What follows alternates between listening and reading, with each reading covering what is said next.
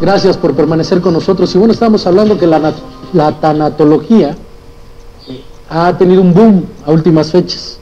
La gente no conoce la diferencia a lo mejor o no está acostumbrada a ir a terapias tanatológicas, que se ayudan de la psicología gestal, pero no es lo mismo tomar una terapia con un tanatólogo que con un psicólogo. ¿Es así, maestro? Totalmente de acuerdo. Difiere bastante. Originalmente se manejó que la tanatología era una rama de la psicología. Actualmente no. Se está reconociendo como ciencia en su propia naturaleza. Claro. Y quizá una de las grandes diferencias sería pues el humanismo, la forma en que se abocan los temas desde el punto de vista de apoyar al paciente tanatológico con sus propias herramientas, pero siempre desde un enfoque humanista. La tanatología no da panaceas, es decir, no te dice estás mal en esto o estás mal en esto. Es más una introspección para que con las herramientas el propio paciente vaya saliendo. Efectivamente.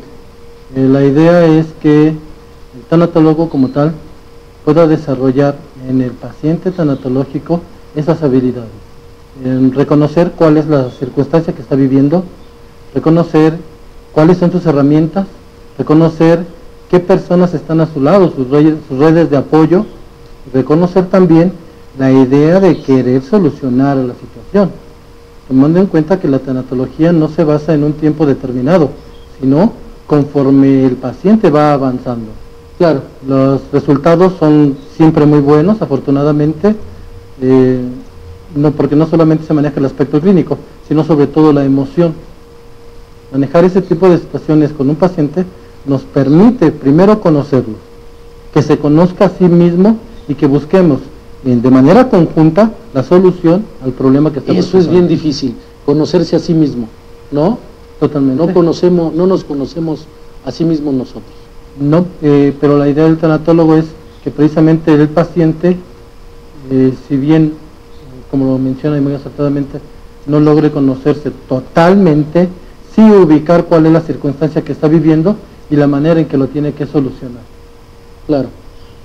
Pero, aparte de manejar los duelos, bueno, sí son duelos, pero mucha gente no está acostumbrada, tal vez en la cultura mexicana nos ha costado mucho trabajo esta situación de la tanatología, pero también es importante cuando una persona está viviendo una enfermedad continua, crónica, llevar a un tanatólogo tanto para darle terapia a la familia como para darle terapia al paciente y que esté más tranquilo. Sí, es así. Efectivamente.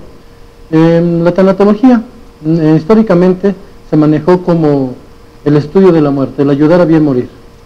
Y efectivamente en su momento lo fue. Se trabajaba muchísimo con enfermos terminales, en ese sentido solamente para ayudarles a bien morir. Actualmente no. Actualmente la tanatología es la ciencia que ayuda a vivir con lo que tenemos, a solucionar con las actividades que tenemos y con los medios, pero sobre todo nos enseña a vivir nuestra propia vida, a disfrutarla. Se manejó que la tanatología solamente se encargaba del manejo de duelo, pero se entendía como manejo de duelo la pérdida de una persona, la muerte de una persona, lo cual actualmente sabemos que no lo es. Un duelo es la pérdida del empleo, un duelo son las circunstancias sociales que estamos viviendo, un duelo es la constante ola de delincuencia que vivimos. Claro, un duelo es perder la salud, estar separado de algún amigo, de algún familiar, de alguna persona.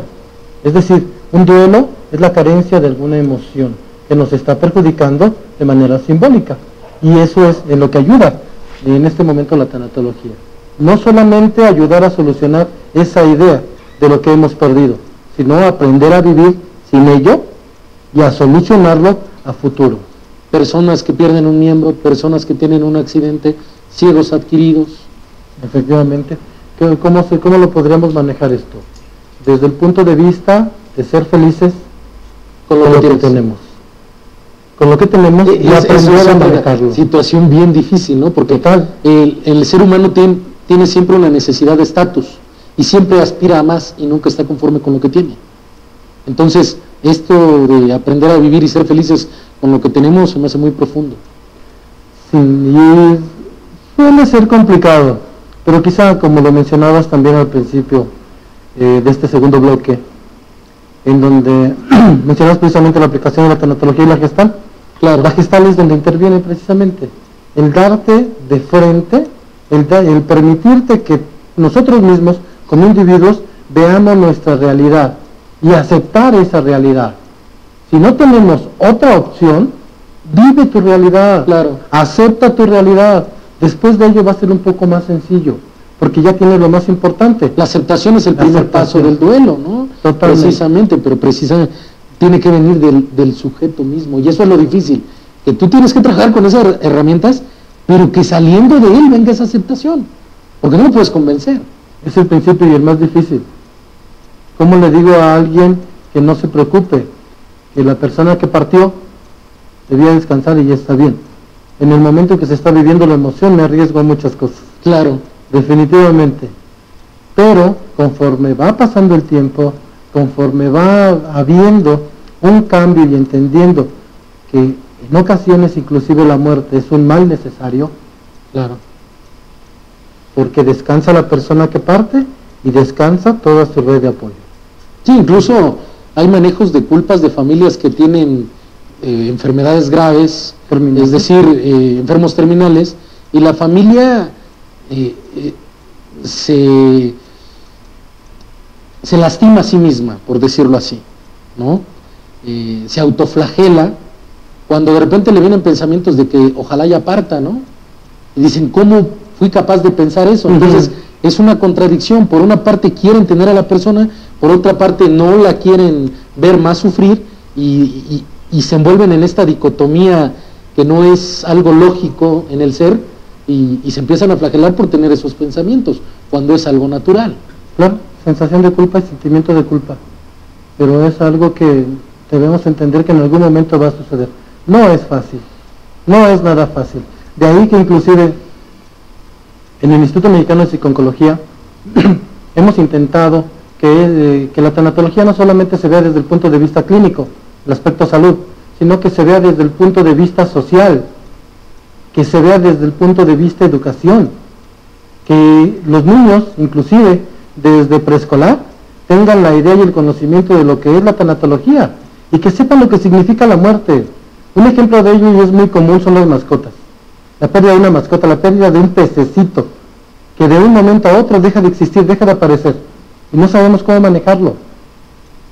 La idea es que la tanatología también se maneje en todos los niveles de la educación, desde preprimaria, del kindergarten, hasta licenciatura, maestría y por qué no doctorado. Es importantísimo manejarlo, que nosotros podamos entender que la muerte es un proceso natural, que no por ello deja de ser doloroso, no por ello deja de causar problemas, inclusive anímicos y personales en cada uno de nosotros. Sin embargo, nos ayudaría a manejarlo y nos ayudaría a entender que todo en este espacio, en este plano, es temporal, nada más. Simple y llanamente es temporal. Y en el momento que podamos visualizar esa posición, quizás se pueda lograr esa idea romántica y fantástica que hemos manejado siempre con respecto a la sociedad. ¿Cuál es la razón de ser de la sociedad? Ser feliz. Claro. No más. Con todos los elementos, con todas las ventajas como podría ser la muerte, se puede ser feliz. Sí, pero siempre y cuando exista una aceptación, te conozcas y aceptes lo que tienes. Siempre y cuando se nos permita inclusive como tanatólogos participar en otro tipo de ambientes, en otros niveles y dar a conocer estas posiciones. Yo creo que es mucho de cultura. Sí, falta mucha cultura para esto. Si de por sí ya falta una cultura para que visiten un psicólogo, ahora ¿cómo van a visitar a una persona que le va a ayudar a su familiar a bien morir? Digo, hay mucho tabú alrededor de este tema. Así es. Pero tabú que va desapareciendo en el momento que se dan cuenta que efectivamente los enfermos terminales existen, y lo más lamentable quizá es cuando los tenemos no solamente en nuestra acera, en nuestra casa.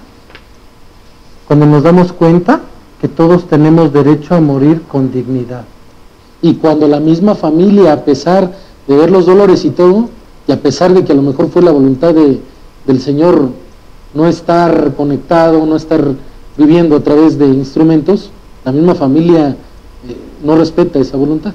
Lo bloquea precisamente por la idiosincrasia, precisamente por el hecho de seguir manteniendo sus propias ideas, cuando las ideas personales no deberían de rebasar la voluntad de una persona. Claro, y algo que debemos entender como máxima ley, al menos así lo veo yo, es la expresión máxima de la voluntad de una persona quien ha determinado la manera en que le gustaría morir. Porque esto podría ser de algo muy práctico, muy bueno, porque es sin dolor, significando su muerte. Considero también que la aplicación de algo que en algún momento platicamos o que comentamos, que se llama voluntad anticipada, claro, y en la expresión máxima de la voluntad de una persona, cuando tenemos un enfermo terminal, como familiares debemos pensar en algo. No podemos pagar todo el amor, todo el cariño, todo el aprecio que hemos recibido de esa persona con dolor. Claro, porque nosotros estamos recibiendo amor, pero él, o ella, en este momento, por parte de nosotros, lo que contiene en su ser es dolor. Está sufriendo no solamente desde el ámbito psicológico, físico y emocional, un dolor muy grande, lo que es el previo a su partida. ¿Qué mejor que pudiera estar canalizado? Claro, qué mejor que se le pudiese auxiliar en esos momentos, que alguien le pudiera hacer entender o dilucidar que la muerte como tal no es un proceso al que debamos de llegar sufriendo, sino con la sensación y con la idea del deber cumplido. Creo que es algo que, al menos para mí, como tanatólogo, como abogado, pues me llena bastante. Muchas gracias, maestro. Vamos a ir a un corte comercial. Le recordamos nuestra página www.cbtelevisión.com.mx para que nos manden sus comentarios, y los teléfonos 5580-7509, 5580-7519. ¿Ya vieron? Se puso mejor el tema, pues se va a poner mejor. Volvemos. Gracias por permanecer con nosotros, y bueno, les tenemos una sorpresa dentro del programa. Vamos a ver de qué manera o cómo maneja las emociones el maestro en tanatología utilizando la poesía. Nos va a regalar 2 poesías durante el programa. Ahorita en este segmento nos va a dar una que habla de mi hijo, ¿no? A mi hijo. A mi hijo se llama la poesía. Le cedemos las cámaras al maestro para que, por favor. Muchísimas gracias. Efectivamente, esta poesía, que con mucho gusto voy a declamar, se titula A mi hijo, y habla precisamente de del tema que tocamos al principio, en el cual mencionábamos el síndrome del nido vacío. Claro, se va. Bien. Cada vez que me acuerdo de mi hijo, me da como una punzada, aquí, adentro del pecho, donde se halla colocada, tan sensible, tan nombrada y tan propensa a la emoción, esta masa colorada que se llama corazón. ¿Y cómo no he de acordarme si se trata de mi hijo? El que con su chicle y su mermelada me dejaba pegajosos el cubrecamas, la almohada, y aunque a veces me propuse reñirle, siempre fallaba. Porque el pícaro salía con su sonrisa inocente, y al verlo así tan sonriente, bueno, le perdonaba. ¿Cómo olvidar las mañanas en que mamá lo peinaba, sentado él en un banquillo, la barbilla levantada, con un gesto de protesta por la lucha que libraban, la mamá y el remolino que siempre ganaba? Y nunca logré explicarme el motivo por el cual lo peinaban tanto y tanto, si al cabo quedaba igual. Pero el tiempo va pasando. Y hoy mi hijo no es el mismo. Ya no me da las guerras que me daba de niño. Se acabó aquel inocente del susto, el llanto, la tos. Ahora es un caballero y hasta sabe más que yo. Hoy se peina con mi cepillo, se afeita con mi rastrillo y se pone mis corbatas. Incluso sin ir más lejos, ayer me trajo a su novia. Yo por dentro los bendije, por fuera me puse serio, porque debo reconocer que sentí un poco de miedo. Hoy todo se ve distinto. Las ropas, el sillón, la almohada, si parece que les falta ese poco de mermelada. Y todo tan en su sitio. No hay nada en que tropezarse. El canario no se sale. No hay nadie que rompa un vidrio o haga a la mamá enojarse. ¿Cómo hace falta mi hijo? en esta casa tan grande. Muy bien, maestro. Bravo. Pues bueno, vean cómo maneja la emoción. Esto tiene que ver con una persona que se fue un hijo, que tuvo esa pérdida, que tiene el síndrome del nido vacío, y evidentemente en la forma como el maestro declama, pues se ve reflejada y bueno, yo creo que saca hasta las lágrimas, ¿no? Le ayuda a la persona precisamente a tener esa catarsis, efectivamente. Manejar este tema de a mi hijo, como él lo dice la poesía, precisamente nos permite entender ese proceso, el proceso mismo que nos da la vida. Claro. Un proceso en el cual efectivamente en este momento tenemos a nuestros hijos como parte del grupo familiar, claro, pero con el paso del tiempo son unos profesionistas, tienen sus propias ideas, tienen sus propias metas, y llega el momento en que tienen que volar, que tienen que formar su propia casa, que tienen que formar su propia familia, o bien seguir su propia profesión. No es fácil cuando como padres tenemos que enfrentar esta situación, porque al final de cuentas siguen siendo nuestros hijos, siguen siendo, como dirían muchos de mis queridos amigos, siguen siendo nuestros bebés. Entenderlo es algo un poco complicado, pero que se puede lograr. Y más complicado cuando hay una pérdida de un hijo, la muerte. Un padre jamás está preparado. Dicen, y bien lo dicen, un hijo sin padre se le llama huérfano. De un padre. Una madre sin esposo, un padre sin esposo se le llama viudo o viuda. Pero tan grande es el dolor de perder a un hijo que todavía no se le encuentra el nombre, ¿no? No tiene nombre. Efectivamente, no tiene un nombre, y es un manejo muy fuerte. Yo creo que dentro de todos los duelos que podríamos enumerar, el más complicado es precisamente la muerte de un hijo, porque no alcanzas a entenderlo. Quizá biológicamente deberíamos de entender que las personas mayores tengan que partir mucho antes de los jóvenes. Claro, pero lamentablemente nos damos cuenta de algo que es muy singular. La vida como tal no tiene palabra de honor. No cumple. No cumple caprichos. Están falleciendo muchos jóvenes, muchos niños, y que efectivamente crean un dolor tan grave, tan fuerte en sus familiares y directamente en los padres. De ahí que la aplicación de esta poesía en grupos de autoayuda, en la terapia, en lo individual, en los grupos que hemos manejado de ayuda a adultos mayores. En lo personal, yo he manejado mucho la poesía con ese interés, con ese énfasis, el lograr hacer que la emoción salga, esa emoción a la cual hacía referencia, que normalmente guardamos y mantenemos en un lugar muy interno a nosotros y que no le permitimos salir jamás. La poesía es uno de los elementos que lo permite, porque la sensibilidad queda a flor de piel.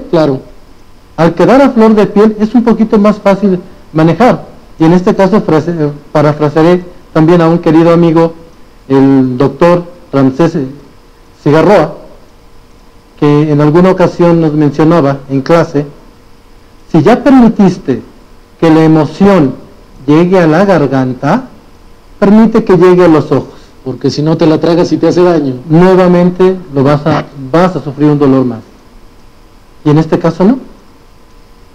El manejo de las emociones, el manejo de un duelo podría iniciarse reconociendo la sensibilidad, reconociendo el dolor y permitiendo que si ya llegó a la garganta, esto llegue a las lágrimas y salga. Perfecto.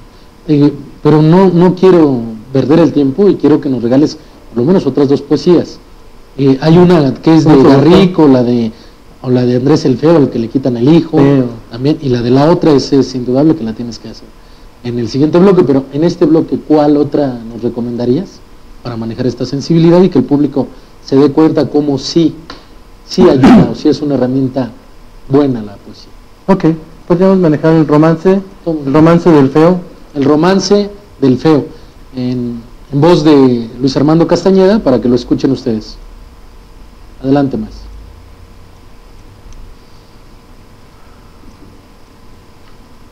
Ya se me olvidaba, amigos, que ayer prometí contarles los motivos y razones del por qué soy legionario. Mientras miraba esta carta, los estaba recordando.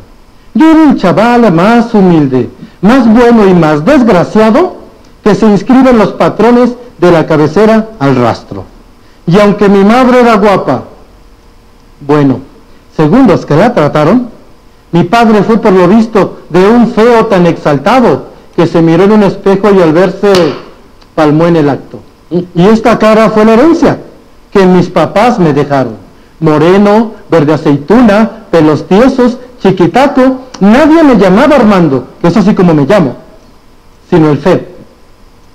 Con el nombre del feo me bautizaron las comadres que llevaban a su retoño en brazos, llamándole rey del mundo, mi cielo, tesoro, cariño, encanto.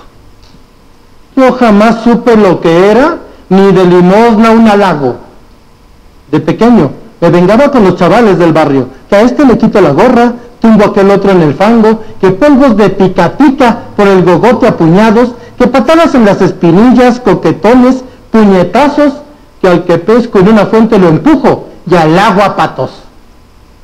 Del feo todos decían que era de la piel el diablo. Y el feo todas las noches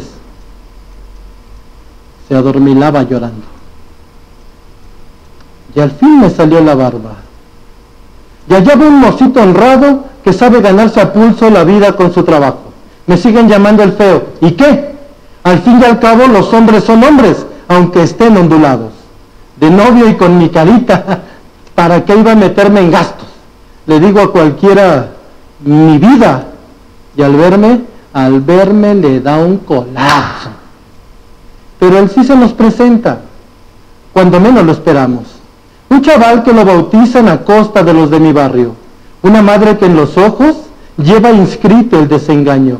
Yo, que me muero de pena, que me voy tras latigazos, y en una copla a la madre, mi corazón le regalo. Con esta flor de tu rama voy a hacer la caridad. Yo tengo 4 apellidos. Los 4 le voy a dar como si fuera hijo mío. Y lo cumplí. A los 2 meses yo ya era un hombre casado, con una mujer bonita, leal, sincera, de buen trato, y con un hijo que en el alma yo me lo llevé a caballo. Los que me llamaron feo, me lo siguieron llamando, con sobrada razón sí, pero ella no.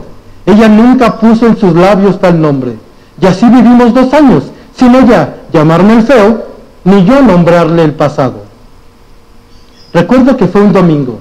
Yo tenía al chico en brazos, cuando una sombra en la puerta me preguntó, ¿está la Rosario? Está para mí, le dije, que para usted ya la enterraron. Pues vengo a resucitarla y a llevarme a este macaco, porque lo feo se pega. ¿Y usted? Usted lo es un rato largo. No dijo más, ni un suspiro. Cayó como cae el árbol cuando lo cortan de tajo los 100 cuchillos filosos de un rayo. Pero ella sí que me lo dijo, viendo en tierra a aquel guiñapo. Me lo dijo sin palabras, viéndome de arriba a abajo, con una mirada tan fría, diciéndomelo tan claro que nunca pensé que un mote pudiera hacerme tanto daño. Los jueces dijeron libre, yo respondí condenado. ¿A dónde vuelvo yo mis ojos? ¿A dónde encamino mis pasos? Y la bandera de mi patria me contestó, a mí, muchacho, ven que yo seré tu madre, que te daré amor y amparo, y te enseñaré el secreto de andar con la frente en alto, y a ser el novio de la muerte, que es la novia de los guapos. Y aquí estoy, con esta carta que hoy ha llegado a mis manos, en donde un chaval me dice, papá, tengo tu retrato. Me gusta mucho que seas caballero legionario, porque con este uniforme me cachis que sí estás guapo. Gracias. Vamos a un corte comercial y ya ven, se puso muy bueno el tema. Vamos a regresar. Volvemos.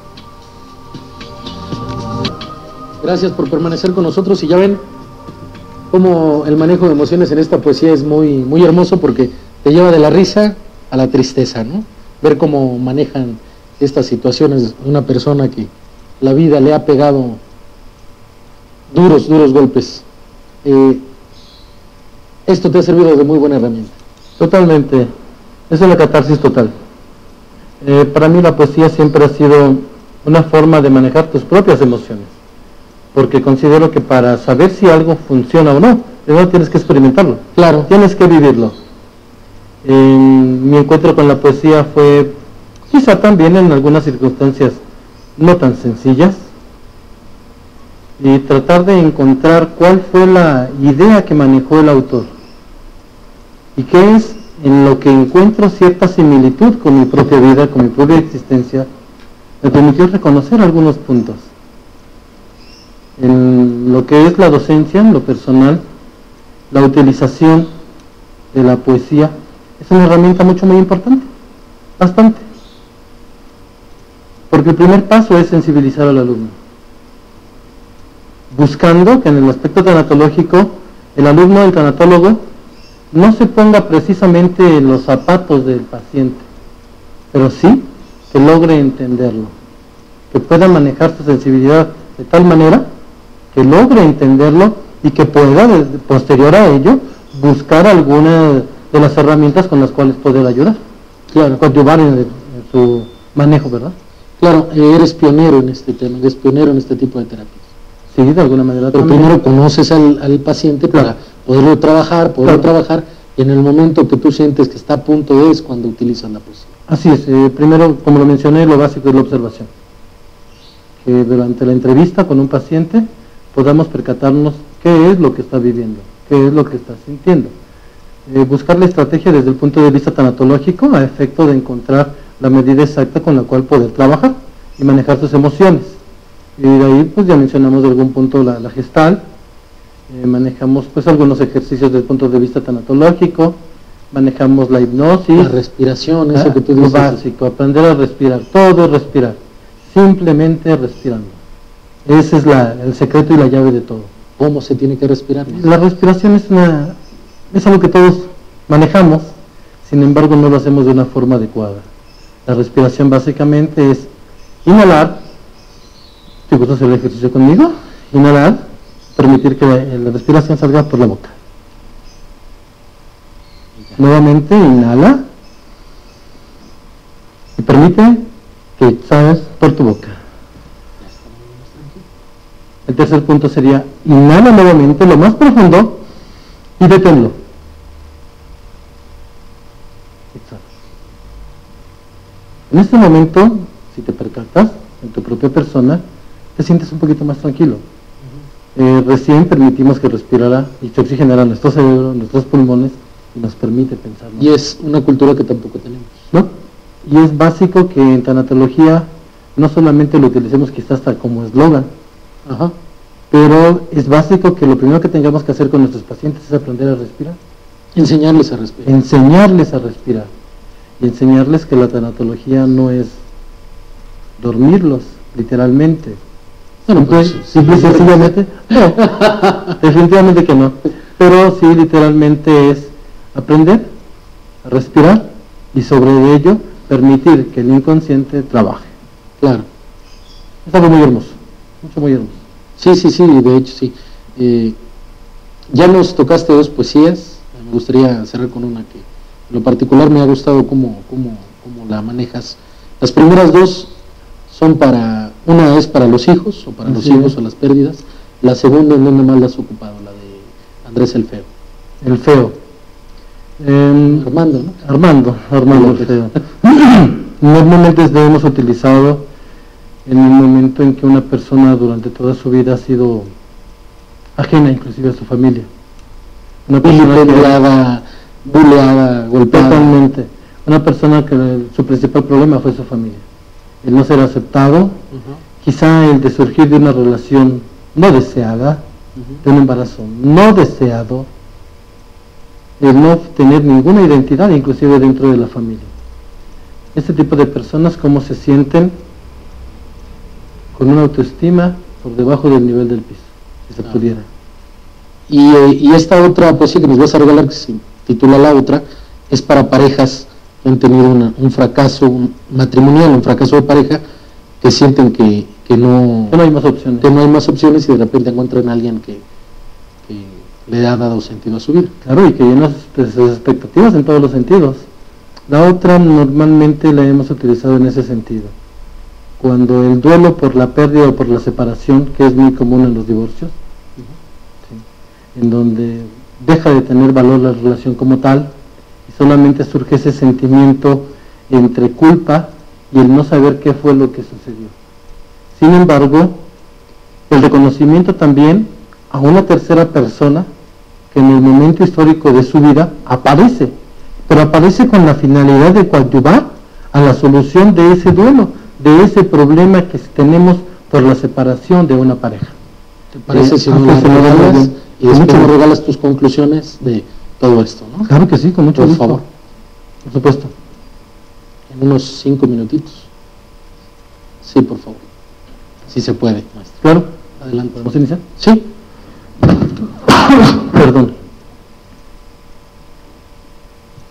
Esta poesía se titula La Otra o Como Dios Manda. E igual, de la misma forma, también es un romance español. Bien. Yo me casé por la iglesia. Me casé como Dios manda, con un ramito de azar mustio sobre la solapa, santiguando los pecados de un hombre que apunta canas. Ella, vestida de blanco, pureza certificada, una alfombra hasta la puerta, órgano, misa, campanas y un anillo de oro, con una fecha grabada. Pero fue lo que Dios quiso. Por esas cosas que pasan entre hombres y mujeres, que uno nunca alcanza a explicarlas, ella torció su camino de la noche a la mañana. No sé si tuvo razones, o fue una pasión que abraza, pero a nadie se lo deseo este tormento en el alma. La duda entre ceja y ceja, como una espina clavada, viendo irse de las manos algo que se nos escapa. Nunca le hice un reproche, ni le dije una palabra, pero yo lo presentía que el corazón nunca engaña. Y un día nos separamos, y aquí la historia se acaba. Y solo, con mi tristeza y el derrumbe de mi casa, con un silencio de muerte y las puertas empestilladas, lo que pasé Dios lo sabe. Hay penas que no se acaban. Y un día conocí a la otra. La otra. Esa palabra que sin tener filo muerde y sin ser cuchillo mata. La otra.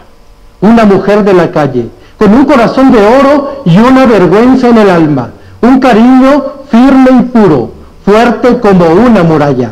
Trabajadora, alegre, honesta, casta. Una leona para defenderme y una hormiga para la caza. Y a ella le llaman la otra, como una espina que mata. Y es la que sufre conmigo. Y es la que enjuga mis lágrimas. Y se funda y se mezcla en mi cariño, igual que el oro en la fragua. Sí, yo me casé por la iglesia. Me casé como Dios manda. Ella vestida de blanco, pureza certificada. A la otra ni le han tocado campanas, ni le han prendido azares, que a ella no le hacen falta para ser pura y sencilla, igual que una fuente sellada. Y aunque le llamen la otra, para mí es la mía y basta. Pero cuidado, que nadie la toque, que nadie diga una palabra que pueda ofender su nombre, que nadie intente humillarla, que me juego cara a cara. Y me mato de hombre a hombre con quien sea y donde sea. Que si no tiene un anillo de oro con una fecha grabada, yo le he regalado uno, con besos limpios, sin mancha. Y la he vestido de blanco con rayos de luna clara. Y aunque no sea mi señora, ni le han tocado campanas, ni le han prendido azares, ni tiene un anillo de oro con una fecha grabada, esa, la otra, me quiere como Dios manda. Muy bien, maestro. Bueno, ya vieron ustedes de qué manera se manejan las emociones. ¿Y alguna conclusión, maestro? Más que nada el agradecimiento hacia ustedes, hacia la televisora, que me permitan compartir este espacio y que me permitan dar a conocer también que la tanatología y la poesía tu teléfono, es elemento muy importante. ¿Dónde te encontramos? Yo formo parte del Instituto Mexicano de Psico-Oncología. Mi teléfono es 55 12 33 70 81 y su correo electrónico es luisarmandocr@hotmail.com. Bueno, pues les agradecemos mucho haber permanecido con nosotros. Los invitamos nuevamente, como cada noche, a una transmisión más de su programa Línea por Línea. Hasta luego.